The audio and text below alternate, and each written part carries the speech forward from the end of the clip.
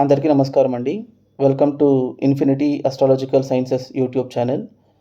ఈరోజు మనము జాతకంలో దుస్థానాలలో ఉన్నటువంటి గ్రహాల యొక్క ఫలితము, అలాగే దుస్థానాల్లో ఉన్నటువంటి గ్రహ దశలైనా సరే, లేదా దుస్థానాధిపతులైనటువంటి గ్రహ దశల్లో ఒక మనిషికి స్థిరత్వం అనేది ఎలా ఏర్పడుతుంది, అలాగే సంపాదన, ఉద్యోగము, వ్యాపారం అనేది ఎలా సెట్ అవుతుంది అనే విషయం గురించి ఒక ప్రాక్టికల్ ఎగ్జాంపుల్ ద్వారా మనం వివరించుకుందాము. సో ఫస్ట్ ఆఫ్ ఆల్ మనము జాతకంలో ఒక పర్సన్ యొక్క సెటిల్మెంట్ గురించి చూడాలనుకునేటప్పుడు మనమందరం చేసేటటువంటి అనాలిసిస్ ఏంటి అని అంటే, జాతకంలో మనకు ఒక మనిషి యొక్క ప్రొఫెషన్ అయినా సరే, కెరియర్ అయినా సరే, లేకపోతే వృత్తి వ్యాపారంలో ఆయనకు ఉన్నటువంటి ప్రోగ్రెస్ అయినా సరే మనం 10th హౌస్ ద్వారా డిరైవ్ చేస్తాం.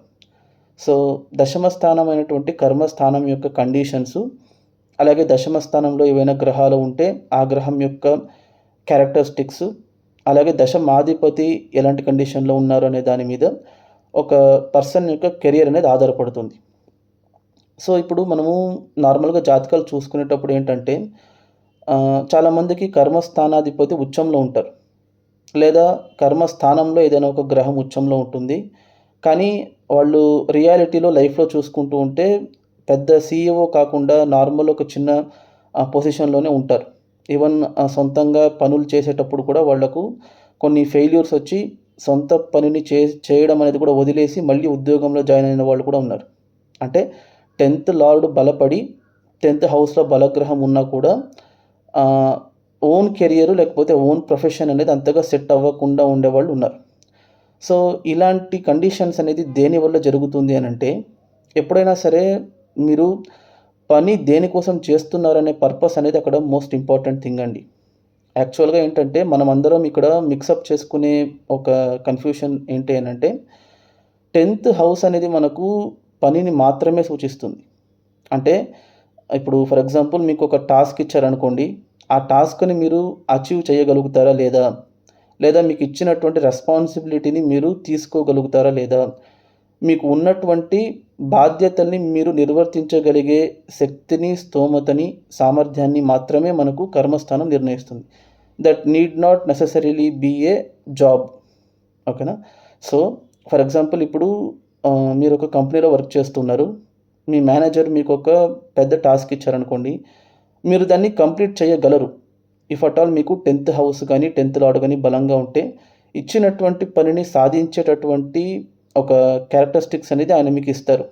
కానీ ఇక్కడ చాలామంది పనిని వదిలేయటము, లేకపోతే పని ఇష్టపడకపోవడము, లేకపోతే పని నుంచి బయటకు వచ్చేయడం దేనివల్ల జరుగుతుంది అని అంటే, వాళ్ళు పెట్టినటువంటి శ్రమకి తగ్గ ప్రతిఫలం అనేది వాళ్లకు రాకపోవడం వల్ల. సో వెదర్ మీరు జాబ్ చేయడం అనేది మీకు ఒక రికగ్నిషన్ కోసమా, మీ టాలెంట్ని ప్రూవ్ చేసుకోవడం కోసమా, లేకపోతే డబ్బు కోసమా అనేది అక్కడ మోస్ట్ ఇంపార్టెంట్. ఇక్కడ 90% ఆఫ్ ద పీపుల్ సర్వైవల్ కోసం, ఫినాన్షియల్ ఎర్నింగ్స్ కోసమే మంచి జాబ్ అనేది చూసుకుంటారు. చాలా రేరుగానే మనకు 10th హౌస్ అనేది ఒక మనిషి యొక్క ప్యాషన్, ఇంట్రెస్ట్ మీద ఆధారపడుతుంది. అంటే ఫర్ ఎగ్జాంపుల్ ఇప్పుడు ఒక మనిషి జీవితంలో అంటే చిన్న వయసులోనే ఒక అంబిషన్ పెట్టుకుని దానికి తగ్గట్టుగా చదువుకొని ఆ చదువుకు తగ్గట్టుగా ఉద్యోగం వచ్చి కెరియర్ ఆ ప్యాషన్ ఫీల్డ్లోనే ఉండే రకంగా సెట్ అవ్వడం అనేది చాలా రేర్ కేసెస్లో జరుగుతుంది. బట్ 90% ఆఫ్ ద పీపుల్ ఏంటంటే, ఆపర్చునిటీస్ వచ్చిందని యూటిలైజ్ చేసుకోవాలని చెప్పి, ఈవెన్ దో ప్యాషన్, ఇంట్రెస్ట్ వాళ్ళకి లేకపోయినా కూడా వచ్చినటువంటి ఆపర్చునిటీకి తగ్గ ఎన్విరాన్మెంట్ ఏదైతే ఉంటుందో దానికి అడాప్ట్ అవ్వడానికి ట్రై చేస్తారు. సో ఈ అడాప్షన్ ప్రాసెస్లో ఏం జరుగుతుంది అని అంటే, మనసుకు నచ్చని పనైనా సరే the goal is to earn money.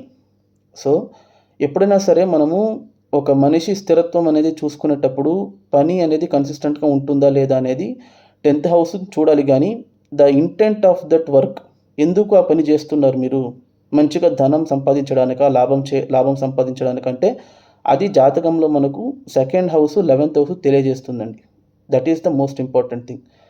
But on the other hand మనకు ఒక కన్సిస్టెన్సీ, ఏదైనా ఒక జాబ్లో మనము ఎక్కువ కాలం కొనసాగాలి, ఏదైనా ఒక కెరీర్ అనేది మనకు లాంగ్ టర్మ్గా ఉండాలి, లేదా జాబ్స్ ఒకవేళ లైఫ్లో మారాల్సి వచ్చినా కూడా అది టువర్డ్స్ డెవలప్మెంటే మారుతాము అనే విషయాన్ని మనకు 6th హౌస్ అనేది తెలియజేస్తుంది. ఈవెన్ 6th హౌస్ అనేది మనకు జాతకంలో ఉద్యోగ స్థానం అవుతుంది. సో, ఇన్ జనరల్ ఒక మనిషి యొక్క సెటిల్మెంట్ అనేది మనకు జాతకంలో అర్థ త్రికోణమైనటువంటి 3 స్థానాలు ప్రాముఖ్యత వహిస్తుంది మనకు. సో, అవి 2nd house, 6th house, 10th house. So, ద్వితీయ స్థానము, షష్టమ స్థానము, దశమ స్థానం అనేది ఒక మనిషి యొక్క ప్రాక్టికల్ లైఫ్ అంటే సమాజంలో బతకగలిగే సామర్థ్యాన్ని సూచించేటటువంటి స్థానాలు. సో, ఈ స్థానాలు అలాగే ఈ స్థానాధిపతులు ఒక మనిషి జాతకంలో ఎంతకెంత బలపడతారో అంతకంత ఈజీగా, అంతకంత ఎర్లీగా వాళ్ళ లైఫ్ అనేది సెటిల్ అవ్వగలిగే ఛాన్సెస్ ఎక్కువ ఉంటుంది. ప్రొవైడెడ్ నేను ఇక్కడ చెప్పేది దానికి అనుగుణంగా దశలు నడవాలి మనకు. నేను ఇక్కడ గ్రహస్థితి బట్టి చెప్తూ ఉండేటప్పుడు ఇర్రెస్పెక్టివ్ ఆఫ్ ద దశస్ అంటే ఇప్పుడు దశ అనేది కోఆపరేట్ చేయకపోయినా కూడా ఒక మనిషి జాతకంలో అర్థత్రికోణం కనుక బలంగా ఉంటే వాళ్ళకు చేసేటటువంటి పనిలో సాటిస్ఫాక్షన్ లభించకపోవచ్చు, కానీ పని అయితే ఉంటుంది వాళ్ళకు. పని లేకుండా జాబ్లో స్టెబిలిటీ లేకుండా అయితే ఉండిపోరు. ఎప్పుడు అనంటే అర్థత్రికోణమైనటువంటి 3 స్థానాలు బలంగా ఉన్నప్పుడు. సో, జనరల్గా మనం ఇప్పుడు ఈ అర్థత్రికోణాలు అయినటువంటి 2nd lord, 6th lord, 10th lord ఎవరైతే ఉన్నారో వాళ్ళ బలాబలాల మీద మనకున్నటువంటి కెరియర్ ప్రోగ్రెస్ అనేది ఆధారపడుతుంది. సో, జనరల్గా మనకు జాతకంలో వివరించేటప్పుడు ఏంటంటే ధనస్థానాధిపతి కేంద్రాల్లోనో, కోణాల్లోనో, లాభస్థానంలోనో ఉంటే రాజయోగం. అలాగే కర్మస్థానాధిపతి కూడా కేంద్రాల్లోనో, కోణాల్లోనో అక్కడ ఉంటే రాజయోగం అని చెప్తాం. సో, ఇప్పుడు అందరికీ ధనాధిపతి లేకపోతే కర్మాధిపతి కేంద్రాల, కోణాల్లోనే ఉంటారనంటే అలా ఏం కాదు. చాలామందికి ఏంటంటే కేంద్రాల్లో, కోణాల్లో లేకుండా దుస్థానాల్లో ఉండిపోతారు వీళ్ళు. అంటే 3వ ఇంట్లోనో, 6వ ఇంట్లోనో, 8వ ఇంట్లోనో, 12వ ఇంట్లోనో ఉండిపోతారు. సో, అలాంటప్పుడు ఒక జాతకుడికి కర్మస్థానాధిపతి అయినటువంటి దశమాధిపతి సపోజ్ అష్టమంలో ఉన్నారనుకోండి, అష్టమం అనేది మనకు రంధ్రస్థానం అవుతుంది. అంటే అడ్డంకులు క్రియేట్ చేసేటటువంటి హౌస్, సడన్ ఈవెంట్స్ని సూచించేటటువంటి హౌస్. అన్ఎక్స్పెక్టెడ్గా వాళ్ళకు కెరియర్ అనేది పడిపోవడము, అన్ఎక్స్పెక్టెడ్గా వాళ్ళకు వర్క్ ఎన్విరాన్మెంట్లో ఏమైనా గండాలు రావడము, పని చేసేటప్పుడు ఏమైనా హెల్త్ ఇష్యూస్ రావడము, పనిలో అంటే వేరే వాళ్ళు చేసినటువంటి తప్పు ఆ నింద అనేది వీళ్ళ మీద పడడము, ఇలాంటివన్నీ మనకు 10th లార్డ్ 8th హౌస్లో ఉంటే ఇచ్చే రిజల్ట్స్ నార్మల్గా. లేకపోతే 10th లార్డ్ కనుక 12th హౌస్లో ఉంటే వాళ్ళకు అసలు కెరియర్ సెట్ అవ్వడమే ఉండదు. బికాస్ వాళ్ళ కర్మ అనేది వ్యయస్థానంలో పడిపోయింది కాబట్టి వాళ్ళు ఎటువంటి కర్మ చేయలేరు. చేసినా కూడా అది వాళ్ళకు వ్యయమే అవుతుంది దానివల్ల. అంటే ఏ పని చేసినా కూడా దానివల్ల మీకు పేరు రాదు, ధనము రాదు, ఏది రాదు. ఇన్ఫ్యాక్టు మీ ఎఫర్ట్ అనేది మాత్రమే అక్కడ వేస్ట్ అవుతుందని చెప్తారు. At the same time even 2nd lord కూడా మనకు 8thలోనో లేకపోతే 12thలోనో ఉంటే ధనం ఆర్జించడం కష్టం. ధనం ఉండదు వాళ్ళకు. ఎంత సంపాదించుకున్నా కూడా ఒక చేత వచ్చినటువంటి డబ్బు ఇంకొక చేతిలో వెళ్ళిపోతుందని చెప్తారు. సో, ఇలా నిజ జీవితంలో జరుగుతుందా అని గనక చూసుకుంటే అలా జరిగే ఛాన్సెస్ కూడా ఉంటాయండి. కాకపోతే ఆ గ్రహాల యొక్క కండిషన్ మీద మనకు అది చెడు జరుగుతుందా, మంచి జరుగుతుందా అనే ఒక పారామీటర్ అనేది ఆధారపడుతుంది. సో, జనరల్గా ఏంటంటే అష్టమ స్థానంలోనో, దశమ స్థానంలోనో లేకపోతే ధనస్థానంలోనో మీకు పాపగ్రహాలు బలంగా ఉంటే అవి ఇంకా మీకు మంచి చేస్తాయి. లేదా అష్టమాధిపతో, ధనాధిపతో, షష్టమాధిపతో లేకపోతే కర్మాధిపతో కేంద్ర కోణాల్లో మీకు పాజిటివ్గా రియాక్ట్ అయ్యేటట్టుంటే కూడా అది మంచి కెరియర్ని ఇస్తుంది మనకు. సో, ఇప్పుడు 10th lord for example 8th హౌస్లో ఉన్నారనుకోండి, ఆయన సపోజ్ అక్కడ ఉచ్చబడినా కూడా మంచిదే మీకు. అట్ ద సేమ్ టైం అది మిత్రక్షేత్రమైన లేకపోతే ఆయన మీకు పాజిటివ్గా రియాక్ట్ అయ్యే కండిషన్స్ ఆయనకు అక్కడ ఉన్నా అది మంచిది.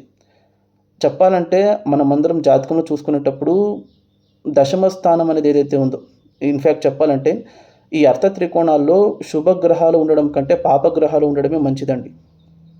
ఎస్పెషలీ 2nd హౌస్లో మనకు రాహువో, కుజుడో, సూర్యుడో ఉంటే మంచిది. ఎందుకు అనంటే అవి మనకు ఫ్యామిలీ, కుటుంబ సుఖాన్ని కొంచెం ఏమైనా డ్యామేజ్ చేయొచ్చు, కానీ in terms of financial wealth, assets, ఆస్తులు లేకపోతే రెప్యుటేషన్ని సంపాదించుకోవడానికి మంచి హెల్ప్‌నిస్తుంది. At the same time 6th హౌస్లో మనకు జనరల్గా తెలిసిందే కదా, ఉపచయ స్థానంలో మనకు పాపగ్రహాలు ఉంటే మంచిది. At the same time 10th హౌస్లో మనకు దిగ్బలం చెందేదే సూర్యుడు అలాగే కుజుడు. సో, ఎప్పుడైతే ఇవి పాపత్వం చెందుతాయో అది మంచిదండి మనకు. సో, అలాంటి ఒక ప్రాక్టికల్ ఎగ్జాంపుల్ నేను మీకు ఇప్పుడు వివరిస్తాను. మీరు గనక స్క్రీన్ చూసుకుంటే మీకు ఒక జాతకం కనబడుతుంది చూడండి.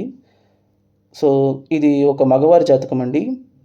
ఈయన జన్మించింది వచ్చేసి సింహ లగ్నంలో జన్మించారు. గ్రహస్థితి కనుక చూసుకుంటే తృతీయ స్థానంలో రాహువు, షష్టమ స్థానంలో చంద్రుడు, కుజుడు, బుధుడు, సప్తమంలో సూర్యుడు, అష్టమంలో శుక్రుడు, భాగ్యంలో కేతువు, గురువు, వ్యయంలో వక్రించినటువంటి శనీశ్వరుడు ఉన్నారు. సో ఇక్కడ మనం న్యాచురల్గా నేను ఇప్పుడు చెప్పినట్టు ఈ పర్సన్ యొక్క సెటిల్మెంట్ అనేది ఎలా ఉంటుందని ఇన్ జనరల్గా మనం కనుక క్వశ్చన్ చేసుకుంటే ఈయనకు అర్థ త్రికోణాధిపతులు ఎలా ఉన్నారో చూడండి. సో సెకండ్ లార్డ్ అయినటువంటి బుధుడు 6th హౌస్లో ఉన్నారు, దుస్థానంలో ఉన్నారు. 6th లార్డ్ అయినటువంటి శనీశ్వరుడు వ్యయస్థానంలో ఉన్నారు. అది విపరీత రాజయోగం అవుతుంది మనకు. కానీ ఆయన అక్కడ నార్మల్గా ఉన్నారా? వక్రించి ఉన్నారు. సో ఆయన చెడిపోయినట్టుగానే భావిస్తాం మనం జనరల్గా. At the same time 10th lord తీసుకోండి. 10th లార్డ్ అష్టమ స్థానంలో ఉన్నారు. సో ఒక పక్క ధనాధిపతి దుస్థానంలో ఉన్నారు, ఉద్యోగాధిపతి దుస్థానంలో ఉన్నారు, ఆయన కూడా వక్రించి ఉన్నారు, కర్మాధిపతి కూడా దుస్థానంలోనే ఉన్నారు. సో అలాంటప్పుడు ఈయనకు కెరియర్ అనేది బాగుంటుందా, అసలు కెరియర్ అనేది సెట్ చేసుకోగలుగుతారా లేదా అంటే ఆయన బ్రహ్మాండంగా సెట్ చేసుకోగలిగారు కెరియర్. ఇన్ఫ్యాక్ట్ చెప్పాలంటే ఆయన సెట్ చేసుకున్నటువంటి కెరియర్లో ఇప్పటి వరకు ఆయనకు ఎటువంటి ఫ్లక్చువేషన్స్, ఎటువంటి ప్రాబ్లమ్స్, ఎటువంటి అడ్డంకులు ఆటంకాలు రాలేదు. చెప్పాలంటే ఆయన కెరియర్ మొత్తం ఆయనకు ఏజ్ అయ్యే కొద్దీ ఇంకా ప్రొఫెషన్సీ అనేది ఆయనకు యాడ్ అయింది. పేరు ప్రఖ్యాతులు కూడా గణించగలిగారు ఆయన. ఎందుకు అలా జరిగింది అని కనుక చూసుకుంటే ఇప్పుడు నేను చెప్పినట్టు 6th హౌస్లో ఈయనకు 3 గ్రహాలు ఉన్నాయండి. 6వ ఇంట్లో అక్కడ కుజుడు ఉన్నారు, చంద్రుడు ఉన్నారు, బుధుడు ఉన్నారు. సో జనరల్గా మనం ఏం చేస్తాము, 6th హౌస్లో ఏమైనా గ్రహాలు ఉంటే అవి చెడు చేస్తాయని ఇన్ఫ్యాక్ట్ మనం భావిస్తాం. కానీ ఇక్కడ నాట్ నెసెసరీలీ అలా జరగాల్సిన అవసరం లేదు. ఎందుకు అనంటే మనం జాగ్రత్తగా గమనిస్తే షష్టమాధిపతి అయినటువంటి శనీశ్వరుడు వక్రించి 12వ ఇంట్లో ఉన్నా కూడా ఆయన ఎవరి ఇంట్లో ఉన్నారు? చంద్రుడి ఇంట్లో ఉన్నారు. చంద్రుడు ఎక్కడ ఉన్నారు? శనీశ్వరుడి ఇంట్లో ఉన్నారు. సో వాళ్ళిద్దరి మధ్యన అక్కడ పరివర్తన యోగం అనేది జరుగుతుందండి. అప్పుడు ఏమవుతుంది, మీకు చంద్రుడి ఇంటికి వెళ్ళిపోతారు, అలాగే శనీశ్వరుడు ఇంటికి వచ్చేస్తారు. అప్పుడు ఏమవుతుంది, షష్టమాధిపతి షష్టమ స్థానంలోనే ఉన్నట్టు అవుతుందండి. నంబర్ 1. ఆయన కూడా ఎవరితో పాటు ఉన్నట్టు అవుతుంది, మనకు ఇంకొక అర్ధ త్రికోణాధిపతి అయినటువంటి బుధుడితో పాటు కలిసి ఉన్నట్టు అవుతుంది. అంటే సెకండ్ లార్డు 6th లార్డు ఇద్దరు కంజంక్ట్ అయ్యి 6th హౌస్లో ఉన్నట్టు అవుతుంది. First parameter. సెకండ్ పారామీటరు, వాళ్ళు అక్కడ ఎలా ఉన్నారు, ఎవరితో పాటు ఉన్నారు అని అంటే ఉచ్చబడినటువంటి కుజుడితో పాటు కలిసి ఉన్నారు. యాక్చువల్గా ఈ పర్టికులర్ సింహ లగ్నానికి యోగ కారకుడు కుజుడు అవుతారు. సో యోగ కారకుడితో ధనాధిపతి అలాగే షష్టమాధిపతి కలిసి 6వ ఇంట్లో, అది కూడా పర్టికులర్లీ ఉపచయ స్థానంలో కలిసి ఉన్నారు. చెప్పాలంటే ఒక పర్స్పెక్టివ్లో వాళ్ళు ముగ్గురు పాపగ్రహాలే. కుజుడు ఏంటంటే సింహ లగ్నానికి శుభగ్రహము, కాకపోతే నైసర్గిక పాపగ్రహం అవుతారు. శని పాపగ్రహం అవుతారు. చంద్రుడు తీసుకుంటే ఆయన వ్యయాధిపతి కాబట్టి విపరీత రాజయోగం అవుతుంది. అది ఎలాగైనా చూసుకోవచ్చు మీరు. అలాగే లాభాధిపతి కనుక మనకు 6వ ఇంట్లో ఉంటే, ఎందుకంటే ఈ లగ్నానికి ధనాధిపతి లాభాధిపతి కూడా అవుతారు బుధుడు. సో అలాంటి బుధుడు మనకు 6వ ఇంట్లో ఉండేటప్పుడు ఏంటంటే 2 ఉపచయ స్థానాలు కనెక్ట్ అవుతున్నట్టు అవుతుంది. అక్కడ మనకు లాభస్థానము ఉపచయ స్థానం అవుతుంది, షష్టమ స్థానం ఉపచయ స్థానం అవుతుంది. సో ధనాధిపతి లాభాధిపతి ఇద్దరు కలిసి ధనాధిపతి షష్టమాధిపతి ఇద్దరు కలిసి 6వ ఇంట్లో, అది కూడా బుధుడు మిత్రక్షేత్రంలో ఉన్నట్టు అవుతుంది, శని స్వక్షేత్రంలో ఉన్నట్టు అవుతుంది, కుజుడు ఉచ్చక్షేత్రంలో ఉన్నట్టు అవుతుంది. సో ముగ్గురు అక్కడ బలంగా ఉన్నట్టుగానే మనం భావించాలి. First parameter. Second parameter most importantly ఇక్కడ మనం చూడాల్సింది 10th లార్డ్ అండి. ఇక్కడ చూసుకుంటే 10th లార్డ్ అయినటువంటి శుక్రుడు అష్టమానికి వెళ్ళిపోయారు. సో జనరల్గా 10th లార్డ్ కనుక అష్టమంలో ఉంటే మనకు కెరియర్ బాగుండదని చెప్తాం. కెరియర్లో అబ్స్టకల్స్, కెరియర్లో విపరీతమైనటువంటి చేంజెస్ అనేది ఉంటుంది అని చెప్తాం. కానీ ఇక్కడ అలా జరగదు. ఎందుకు జరగదు అని అంటే శుక్రుడు ఎప్పుడైనా సరే, శుక్రుడు అంటున్నాను, 10th లార్డ్ ఎప్పుడైనా సరే మనకు దుస్థానాల్లో ఉండడం ప్రాబ్లం కాదండి. దుస్థానాల్లో ఆయన కండిషన్ ఎలా ఉందనేది ఇంపార్టెంట్ అక్కడ. ఇక్కడ చూసుకుంటే 10th లార్డ్ అయినటువంటి శుక్రుడు 8th హౌస్లో ఉచ్చక్షేత్రంలో ఉన్నారు. సో ఉచ్చక్షేత్రంలో ఉన్నటువంటి దశమాధిపతి ఒక జాతకుడికి కెరియర్ని ఇవ్వకుండా పోతాడా? పర్టికులర్లీ మనమందరం మిస్టేక్ చేసేది ఏంటి అని అంటే ఈ 8th హౌస్లో యోగించేటటువంటి గ్రహాలను కూడా మనం తీసుకోవాలి. 8th హౌస్లో ఎప్పుడైనా సరే శుభగ్రహాలు ఒక రేంజ్కి మంచిగా యోగిస్తుంది. ఎక్సెప్ట్ చంద్రుడు వదిలేస్తే అక్కడ బుధుడు కానీ, శుక్రుడు కానీ, గురువు కానీ మంచిగా యోగిస్తారు. పర్టికులర్లీ శుక్రుడు అని ఎందుకు చెప్తున్నాను అనంటే, మనకు కాలపురుష చక్రంలో శుక్రుడు ఉచ్చబడేది మీనరాశిలోనే. సో మోక్ష త్రికోణాల్లో ఈవెన్ శుక్రుడు దిగ్బలం చెందేది కూడా చతుర్థ స్థానంలోనే. సో చతుర్థ స్థానము, వ్యయస్థానము, అష్టమ స్థానం అనేది శుక్రుడికి చాలా మంచి పొజిషన్స్, ప్రొవైడెడ్ అక్కడ ఆయనకు స్థానబలం లభించాలి. అంటే రాశి అనేది ఆయనకు కోఆపరేట్ చేయాలి. ఇక్కడ చూసుకుంటే శుక్రుడు పర్ఫెక్ట్ ఉచ్చంలో ఉన్నారు, రేవతి నక్షత్రంలో ఉన్నారు, గురువు ఇంట్లో ఉన్నారు, మీనరాశిలో ఉన్నారు, గురువు కూడా బలంగానే ఉన్నారు. ఇక్కడ మనం చేసే తప్పు ఏంటంటే గురుకేతువుల కలయిక జరుగుతుంది కదా అక్కడ. సో గురు చండాల యోగంలో గురువు ఇన్వాల్వ్ అయి ఉన్నారు కాబట్టి గురువు యొక్క బలం తగ్గిపోదని అని మనం అనుకుంటాం. కానీ ఇక్కడ ఏంటంటే గురువు కేతువులు అక్కడ ఒకే ఇంట్లో మనకు కనపడుతూ ఉన్నారు, కానీ వాళ్ళిద్దరూ ఆల్రెడీ క్రాస్ అయిపోయి వెళ్ళిపోయారు. అంటే గురువు ఆల్రెడీ కేతువుని దాటుకుని బయటకు వచ్చేసారు. సో గురుకేతువుల కలయిక అనేది అక్కడ they are moving away from each other కాబట్టి గురు చండాల యోగం యొక్క ఎఫెక్ట్ ఉండదు. ఫస్ట్ ఆఫ్ ఆల్ గురు చండాల యోగం గురించి మాట్లాడుకోవాల్సి వస్తే అది గురు రాహుతో పాటు ఉంటేనే ఎక్కువగా ఉంటుంది ఆ ఇంటెన్సిటీ అనేది. కేతుతో పాటు ఉంటే మీకు అలా ఉండదు. నెంబర్ 1, గురువు ఉన్నటువంటి రాశ్యాధిపతి కుజుడు ఉచ్చబడి గురువుని చూస్తున్నారు. సో దానివల్ల అష్టమాధిపతి ఎవరైతే ఉన్నారో గురువు, ఆయన బలపడుతున్నారు కాబట్టి శుక్రుడికి రావాల్సినటువంటి స్థాన బలం అనేది పరిపూర్ణంగా లభిస్తుందండి అక్కడ. అట్ ద సేమ్ టైం ఇక్కడ మోస్ట్ ఇంపార్టెంట్ థింగ్ ఏంటంటే ఇక్కడ ఈయన జాతకంలో కర్మస్థానాన్ని గమనించండి మీరు. ఈయనకు కర్మస్థానంలో ఏ గ్రహము లేదు, కర్మస్థానాన్ని ఏ గ్రహము చూడట్లేదు. సో ఈయనకు జాతకంలో కర్మస్థానం మీద ఎటువంటి గ్రహ ప్రభావం లేదండి. ఎప్పుడైనా సరే ఎవరి జాతకంలోనైనా సరే ఏ స్థానం మీద అయితే అసలు ఎటువంటి గ్రహ ప్రభావము ఉండదు, అంటే ఎటువంటి ప్లానటరీ ఇన్ఫ్లుయెన్స్ ఉండదో, that will be one of the strongest house in their horoscope, provided ఆ స్థానాధిపతి బలంగా ఉండాలి. అదొక్కటే ఇష్యూ అక్కడ. ఒకవేళ స్థానాధిపతి ఒక్కడు కనుక బలంగా ఉంటే, సపోజ్ ఆ స్థానం మీద ఎటువంటి గ్రహ ప్రభావం లేకుండా ఉంటే అది విపరీతంగా బలపడిపోతుంది. ఎందుకు ఇలాంటి స్థానాలు బలపడతాయి, ఖాళీగా ఉండే స్థానాలు ఎలా బలపడతాయి అంటే, ఆ స్థానము ఇవ్వాల్సినటువంటి ఫలితాలు దేని మీద ఆధారపడాల్సినటువంటి అవసరం రాదు.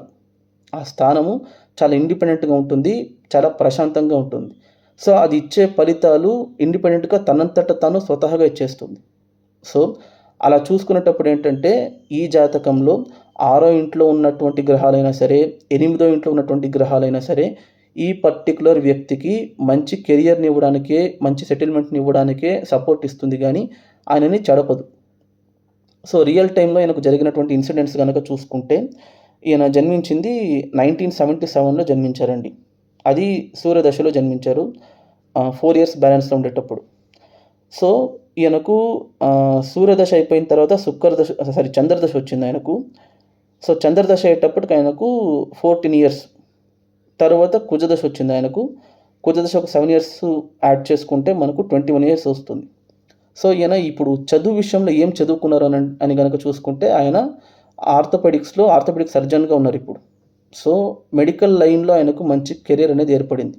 ఎందుకు ఏర్పడింది అని కనుక చూసుకుంటే మీరు జాగ్రత్తగా గమనించండి. అక్కడ కుజుడు, శనీశ్వరుడు ఒకరినొకరు చూసుకుంటూ ఉన్నారు. ఎప్పుడైనా సరే ఇన్ జనరల్ చెప్తున్నాను, మెడికల్ ఫీల్డ్లో రాణించాలి అనంటే ఒకటి కుజదోషమైన బలంగా ఉండాలి, లేదా కుజశనుల యొక్క సంబంధం అనేది ఎంత బలంగా ఉంటే అంత మంచిది. సో ఇక్కడ చూసుకుంటే కుజదోషం అనేది ఆయనకు పెద్దగా లేదనుకోండి, కానీ కుజశనుల యొక్క సంబంధం చాలా బాగుంది. ఎందుకంటే కుజుడు, శనీశ్వరుడు ఒకరినొకరు చూసుకుంటూ ఉన్నారు. లేదు మనం పరివర్తన కింద కన్సిడర్ చేసుకోవాల్సి వస్తే చంద్రశనులు పరివర్తన అవుతున్నారు కాబట్టి కుజుడు, శనీశ్వరుడు ఒకే చోటు ఉన్నట్టు కూడా అవుతుంది. అది కూడా ఎక్కడ ఉన్నట్టు అవుతుంది, ఉద్యోగ స్థానంలో. అంటే ఆయన చేసేటటువంటి ఉద్యోగ స్థానంలోనే కుజశనుల యొక్క ప్రభావం విపరీతంగా పడుతుంది. అక్కడేమో ఒకరేమో స్వక్షేత్ర పడతారు, ఇంకొకరేమో ఉచ్చబడతారు. సో దానివల్ల ఏమవుతుందంటే ఆయనకు మెడికల్ ఫీల్డ్లో కెరీర్ అనేది చాలా మంచిగా సెట్ అయింది. అది కూడా ఎలాంటి జాబ్ అంటే గవర్నమెంట్ జాబు, గవర్నమెంట్ డాక్టర్గా జాబ్ చేస్తున్నారు ఆయన. సో ప్రభుత్వ రంగంలో మీకు జాబ్ రావాలి, ప్రభుత్వ ఉద్యోగం రావాలి అని అంటే 6th house అనేది మ్యాండేటరీ, చాలా బలంగా ఉండాలి మనకు. ఎందుకంటే ప్రభుత్వ రంగంలో రావాలనంటే కాంపిటీషన్స్లో మనం సక్సెస్ అవ్వాలి, పోటీని తట్టుకోవాలి. At the same time government ఆర్డర్స్ని మనం తీసుకుని వాటిని ఎగ్జిక్యూట్ చేసే కేపబిలిటీ ఉంటేనే మనకు సిక్స్త్ హౌస్ అనేది బలంగా ఉంటుంది. సో పై అధికారుల నుంచి వచ్చేటటువంటి టాస్క్స్ని నిర్వర్తించగలిగే స్తోమత, సామర్థ్యం అనేది సిక్స్త్ హౌస్ అందిస్తుంది. కాబట్టి ఇక్కడ ఈయనకు సిక్స్త్ హౌస్ అనేది పాజిటివ్గానే రియాక్ట్ అవుతుంది. ఇన్ఫ్యాక్ట్ ఆయనకు ఆ చదువు ఏదైతే ఉందో మెడికల్ ఫీల్డ్లో చదవడానికి ఆయనకు మంచి సపోర్ట్నిచ్చింది కుజదశ. అట్ ద సేమ్ టైం ఆయనకు ఉద్యోగాన్ని ఇచ్చింది ఎప్పుడు అని అంటే రాహు దశలో ఆయనకు ఉద్యోగం వస్తుందండి. ఇదే మోస్ట్ ఇంపార్టెంట్గా నేను చెప్పదలుచుకుంది. ఎప్పుడైనా సరే మనం రాహు చెడు చేసేస్తాడు, కేతు చెడు చేసేస్తాడు, అది కూడా దుస్థానంలో ఉన్నారని చెప్పి మనం అనుకుంటాం. ఇక్కడ చూసుకుంటే రాహువు మనకు థర్డ్ హౌస్లో ఉన్నారు. థర్డ్ హౌస్ ఎప్పుడు ఉపచయ స్థానం అవుతుంది. అది one of the best placement రాహువుకు. మోస్ట్ ఇంపార్టెంట్లీ రాహు అక్కడ మంచి చేయడానికి రీజన్ ఏంటి అని అంటే రాహు కేతువులు ఎప్పుడు ఇండిపెండెంట్గా రిజల్ట్ అనేది ఇవ్వరు మనకు. వాళ్ళు ఉన్నటువంటి నక్షత్రాధిపతి, రాశ్యాధిపతి మీద వాళ్ళు ఇచ్చే రిజల్ట్స్ అనేవి ఆధారపడుతుంది మనకు. ఇక్కడ చూసుకుంటే రాహు చిత్తా నక్షత్రంలో తుల రాశిలో ఉన్నారు. ఇద్దరు ఎవరు? రాహు ఉన్నటువంటి నక్షత్రాధిపతి అయినటువంటి కుజుడు, రాహు ఉన్నటువంటి స్థానాధిపతి అయినటువంటి శుక్రుడు ఇద్దరు ఉచ్చంలో ఉన్నారు. సో రాహువుకి అక్కడ బీభత్సమైనటువంటి స్థాన బలము, నక్షత్ర బలము లభిస్తూ ఉంది. సో శుక్రుడు ఉచ్చక్షేత్రంలో ఇచ్చే ఫలితం ఏదైతే ఉందో, కుజుడు ఉచ్చక్షేత్రంలో ఇచ్చే ఫలితం ఏదైతే ఉందో, రెండు రాహువే ఇచ్చేస్తున్నారు ఆయనకు. అక్కడ విపరీతమైనటువంటి డెవలప్మెంటు, ప్రాస్పెరిటీ, కెరియరు, సెటిల్మెంట్ అంతా ఆయనకు రాహు దశలో జరిగిపోయింది. కరెక్ట్గా రాహు దశ ఆయనకు ఎప్పుడు వచ్చింది? 21 ఇయర్స్కి వస్తుంది. కరెక్ట్ ఆప్టిమమ్ ఏజ్, అంటే హైయర్ ఎడ్యుకేషన్ చదువుకుని మీరు ప్రొఫెషన్కి ఎంటర్ అయ్యే ఏజ్ అనుకోండి. కరెక్ట్గా 21 ఇయర్స్ నుంచి 39 ఇయర్స్ వరకు రాహుదశ జరిగింది ఆయనకు. One of the best period అది. ఆ రాహుదశ తర్వాత గురుదశ జరిగింది కదా, అది ఎలా ఉంది అని అంటే అది కూడా బాగానే ఉంది. జనరల్గా ఇక్కడ చూసుకుంటే గురువు 9వ ఇంట్లో ఉన్నారు, శుభగ్రహము, త్రికోణంలో ఉన్నారు, పూర్వపుణ్యాధిపతి దశ జరుగుతుంది కదా. సో అది బాగుండదా అంటే అది కూడా బాగానే ఉందండి, బాగాలేకుండా ఏం కాదు. కానీ రాహు ఇచ్చిన దానికి కంపేర్ చేసుకుంటే గురువు ఓన్లీ హాఫే ఇస్తున్నారు. అంటే జాతకంలో మనం చూసుకునేటప్పుడు శుభగ్రహము త్రికోణంలో ఉండేటప్పుడు మంచిగా ఇచ్చేస్తుందని మనం అనుకుంటాం. కానీ రియల్గా ప్రాక్టికల్గా వచ్చేటప్పుడు అలా జరగదు. కానీ పాపగ్రహాలు దుస్థానంలో ఉంటే చెడిపేస్తుందని మనం అనుకుంటాం. ఇక్కడ రాహుదశ 18 ఇయర్స్, అది it is not a small period. So 18 సంవత్సరాలు ఆయనకు ఏమి ఇవ్వాలో లైఫ్లో, ఆయన ఏదైతే కోరుకున్నారో, లైఫ్లో ఎలా సెటిల్ అవ్వాలనుకున్నారో, ఏదైతే ఆయన డ్రీమ్స్ ఏదైతే ఉందో అవన్నీ రాహువే ఫుల్ఫిల్ చేసి ఇచ్చారు ఆయనకు. సో నేను ఇక్కడ ముఖ్యంగా చెప్పదలుచుకుంది ఏంటి అని అంటే జాతకంలో దుస్థానాల్లో గ్రహాలు ఉన్నంత మాత్రాన, లేకపోతే కర్మాధిపతో ధనాధిపతో చెడిపోయినంత మాత్రాన, పాపత్వం చెందినంత మాత్రాన సెటిల్మెంట్ లేట్ అయిపోతుంది, లేకపోతే సంపాదన రాదు, ఫినాన్షియల్గా వీక్ అయిపోతామని అనుకోకూడదు. ఓకేనా? సో వీడియో లెంత్ ఎక్కువైపోతుంది కాబట్టి ఇక్కడితో ఆపేస్తున్నాను. సో దయచేసి మీకు కనుక ఈ వీడియో నచ్చినట్టయితే ఈ వీడియోకి ఒక లైక్ చేయండి, షేర్ చేయండి. దయచేసి మీ యొక్క ఒపీనియన్స్ని కమెంట్ రూపంలో తెలియజేయండి. అలాగే ఛానల్ని మాత్రం సబ్స్క్రైబ్ చేసుకోవడం మర్చిపోకండి. Thank you.